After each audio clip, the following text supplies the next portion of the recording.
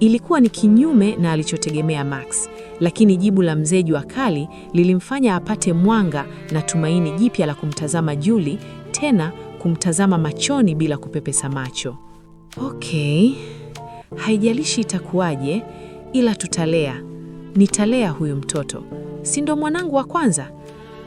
Nitalea. Walao alipata kucheka Max. Akageuza gari kuelekea Kibada. Huko si kwake, bali ni nyumbani kwa ex wake, Julie, mama wa mtoto wake wa kwanza.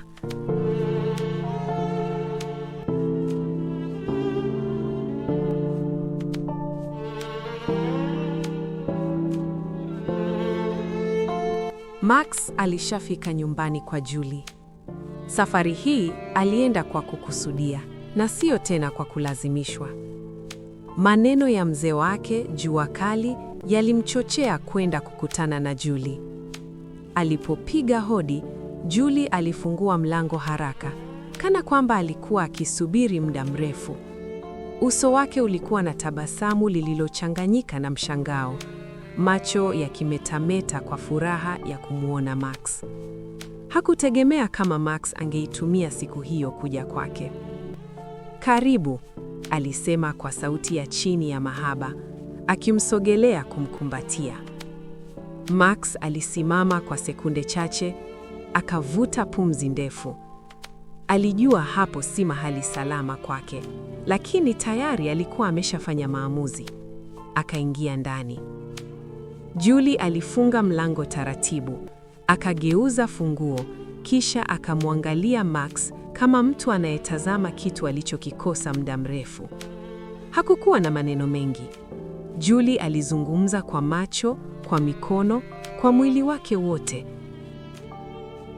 "Umechoka?" alisema akimsogelea Max na kumshika shingoni kwa kutumia mikono yake miwili, akimtazama. Max alisisimka. Chaneli za mwili wake zilihama mara moja. Alijihisi tayari ameingia kwenye ulimwengu wa furaha. Akili ilihama kabisa, ikasahau hata kama ana mke aliyemwacha nyumbani. "Nisamehe kwa maneno ya kukushinikiza Max. Najua wewe una roho nzuri. Huwezi kuacha mtoto wetu akue kienyeji tu, bila mzazi wa kiume. Angali wewe upo babangu." Akaendelea kuongea, akimsogeza taratibu Max hadi kwenye kochi. Max alijaribu kusema kitu, lakini sauti ikakwama kooni. Mawazo yake yote yalikuwa yamechanganyika: hofu, hatia, tamaa na ule ukweli mchungu aliokuwa akiukimbia. Julie hakumpa nafasi ya kufikiri zaidi. Alimvuta, akambembeleza, akamwondolea wasiwasi kwa maneno matamu yaliyomfanya Max ajisahau zaidi. Ilikuwa rahisi sana kwa Julie. Alijua mahali pa kumshika Max.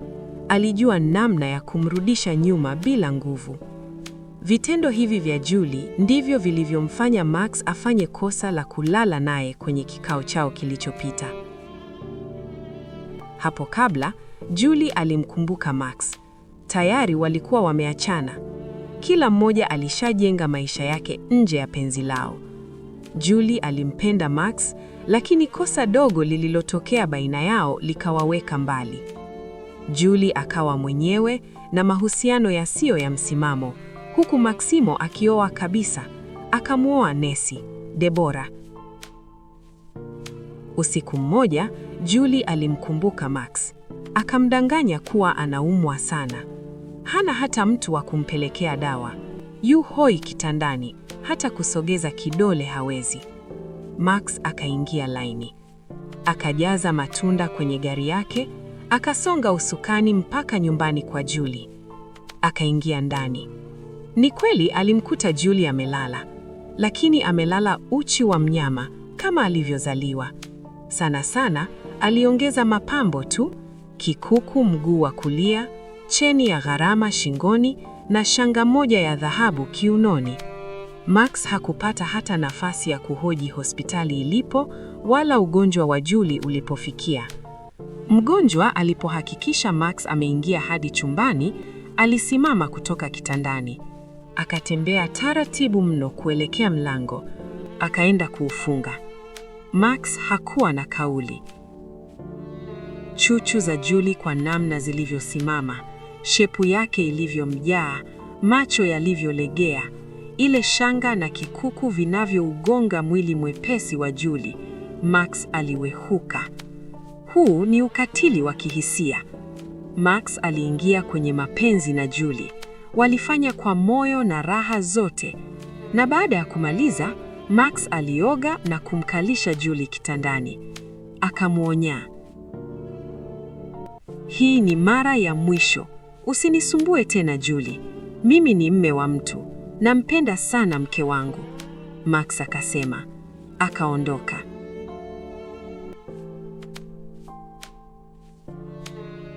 Lakini mkutano huu wa mwisho ndio ulileta matokeo ya ujauzito kwa Julie. Julie ameshika mimba ya mwanaume wa mtu ambaye kwake anahisi ndiye mwanaume waliyeshibana sana, na Max aliletwa duniani kwa ajili yake. Julie anaamini akiwa na mtoto wa Max basi atakuwa amempata Max kirahisi sana. Anaifahamu vizuri changamoto ya mkewe wa Max, Deborah, kuwa hajawahi kushika ujauzito licha ya kuhudumu miaka 3 kwenye ndoa na Max. Leo hii tena mwamba Max ameshawishika kuja kumtembelea Julie, wakae waongee namna atakavyoweza kuhudumia ujauzito kwa siri ili Deborah asijue. Ibaki kuwa siri ya Julie na Max mwenyewe. Na sasa baada ya kuongelea suala la ujauzito, Julie ameanza tena uchokozi. Ameanza tena makeke. Anamtamani Max. Labda, mpenzi msikilizaji, kuna kitu umesahau. Naomba nikukumbushe. Julie ni mzuri. Ana rangi ya maziwa, shepu ya maana ya kumtia wahuka mwanaume yoyote anayesimamia maisha. Ndivyo ilivyo. Basi bwana, dakika chache baadaye, Max alijikuta anafanya tena mapenzi na Julie. Mapenzi ya haraka, ya moto, yaliyojaa msukumo wa hatia na tamaa. Baada ya hapo, kimya kilitawala. Julie alilala kifuani mwa Max, akitabasamu kana kwamba ameshinda vita. Max alitazama dari, akili ikimkimbia. Anajishangaa kwa nini hakatai kila akihitajika na Julie.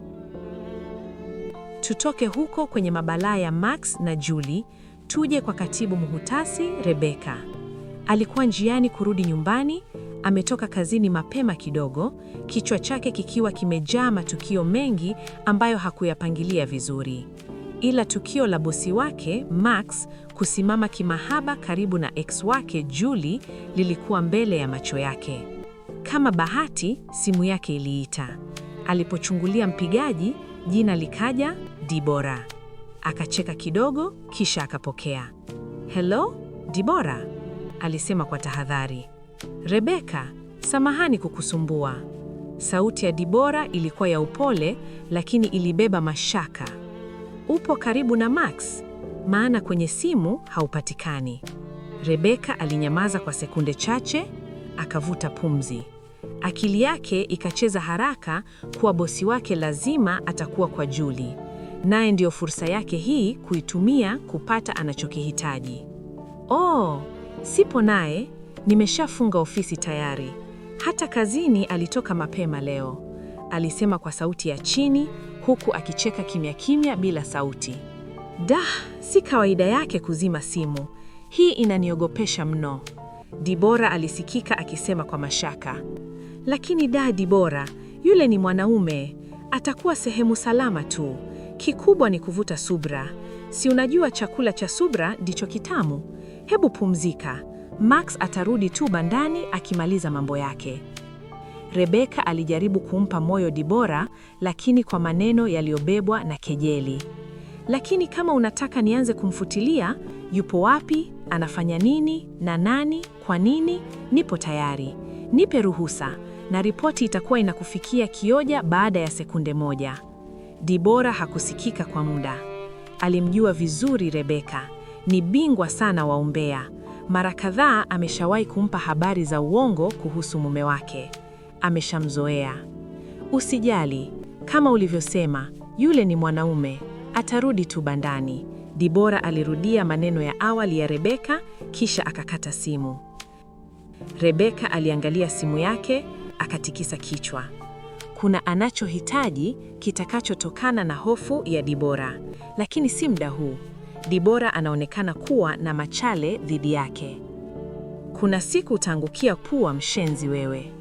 Aliposema hivyo, akaunyonga usukani kwa nguvu, akaweka umakini kwenye barabara. Huku kwa Max. Aliegesha gari eneo la maegesho, lakini hakushuka Max. Cha kushangaza, leo hakujiona kama ana hatia kukutana na Julie. Cha zaidi ni kutafuta namna nzuri ya kulifikisha jambo kwa mkewe Debora.